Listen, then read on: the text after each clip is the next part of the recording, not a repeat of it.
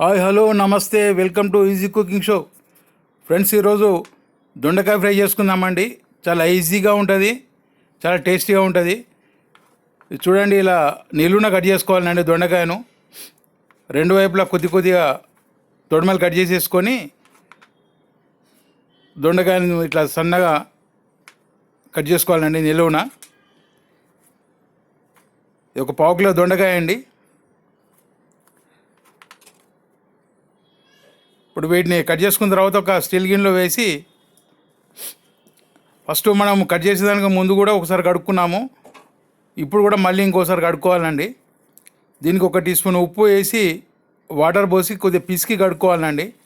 ఎందుకంటే దీంట్లో జిగురు ఉంటుంది, కెమికల్, అది కర్రీ కొద్దిగా చేదు రావడానికి కూడా కారణమవుతుంది. కాబట్టి ఎప్పుడైనా కానీ కట్ చేసిన తర్వాత ఒకసారి కడుక్కోవాలండి.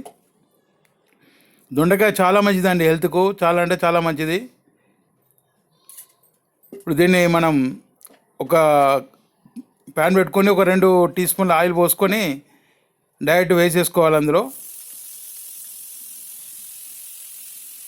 నీళ్ళు లేకుండా చేతితోటి తీసి వేసుకోవాలండి. వేసి మంచిగా కలుపుకోవాలి. ఏంటంటే లివర్కు మంచి మెడిసిన్ అండి ఇది. లివర్ కానీ కిడ్నీ కానీ డ్యామేజ్ అయినా కూడా మళ్ళీ వాటిని రీకన్స్ట్రక్షన్ చేస్తుంది. ఈ లివరు ఫ్యాటీ లివర్ అని వస్తుంటుంది. లిక్కర్ తాగేటోళ్ళు కానీ, లేకపోతే నాన్ వెజ్ తినేటోళ్ళు కానీ, ఇంకా కొంతమందికి జీన్స్ ప్రకారం కూడా ఫ్యాటీ లివర్ వస్తుంటుంది. వాళ్ళకి మంచి మెడిసిన్గా పనిచేస్తుందండి ఇది. వీక్లీ వన్స్ దొండకాయ తింటే మనకు సాధ్యమైనంత వరకు లివర్ ప్రాబ్లం రాకుండా ఉంటుంది. ఆయుర్వేదంలో మంచి మెడిసిన్గా చెప్పబడుతుందండి ఇది. ప్రతి 2 నిమిషాలకు ఒకసారి కలుపుకుంటూ ఉండాలి. ఇది మీడియం ఫ్లేమ్లో పెట్టి కలుపుకోవాలండి. ఒక 5-6 నిమిషాల తర్వాత ఒక 50% ఫ్రై అవుతాయి. అప్పుడు 1 టీ స్పూన్ అల్లం వెల్లుల్లి వేయాలండి. ముందే అల్లం వెల్లుల్లి పేస్ట్ వేస్తే మాడిపోయే అవకాశం ఉంటుంది. అల్లం వెల్లుల్లి కొద్దిగా కలిపిన తర్వాత ఒక 1/2 టీ స్పూన్ పసుపు వేసుకొని కలుపుకోవాలండి.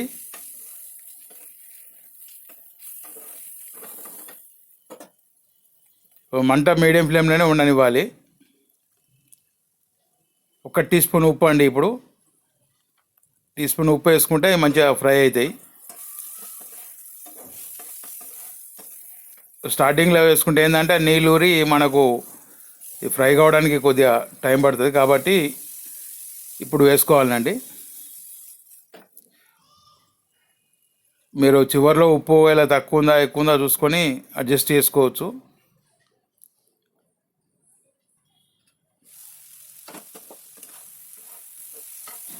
ఒక 70% ఉడికిందండి, ఫ్రై అయింది.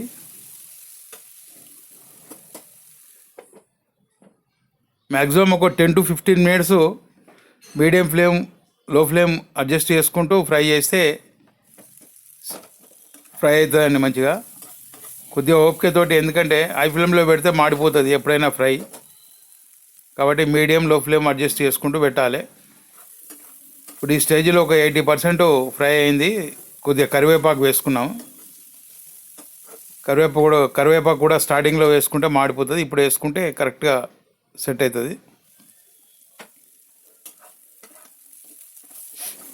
మంచిగా కలుపుకోవాలండి. ఇప్పుడు దాదాపు ఒక 90% ఫ్రై అయింది ఇది.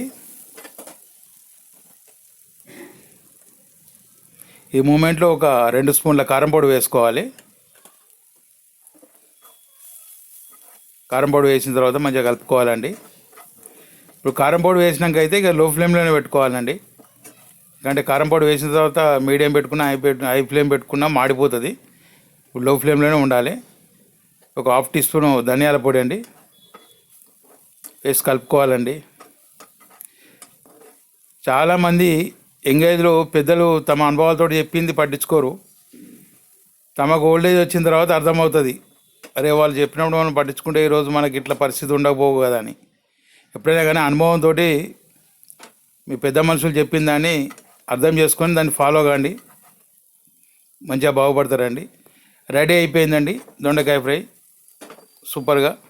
కారం పొడి వేసినాక 1 నిమిషం ఉంటే సరిపోదండి. 1 నిమిషం ఉంచి ఇలా రెడీ అయిపోతుంది. దీన్ని ఒక ప్లేట్లోకి తీసుకుందాము. చూడండి ఎంతో యమ్మీగా దొండకాయ ఫ్రై అండి.